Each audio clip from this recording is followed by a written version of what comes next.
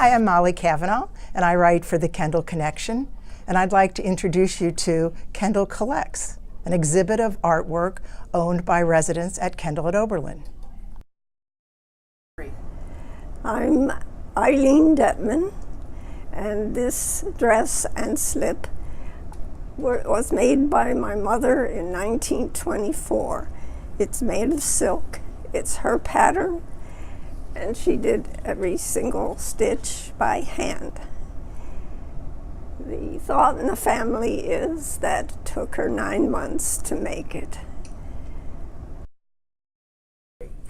My name's Kathy Caldwell, and this is my dog Miley, and I'm standing next to a silk screen that was done in 1942 by my mother in high school. She was a senior at Laurel School for Girls in Shaker Heights, and she was an art major in college but really never used her art, which I thought was very sad.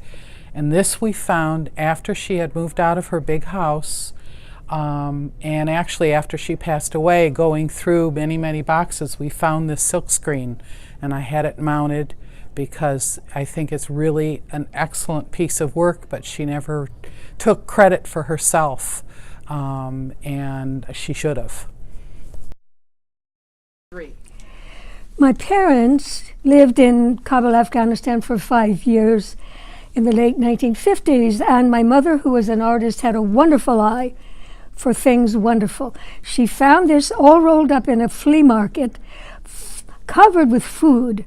She took it back to the United States, had it cleaned, and had it hanging in her house. When she passed away, she gave it to me, and I have treasured it.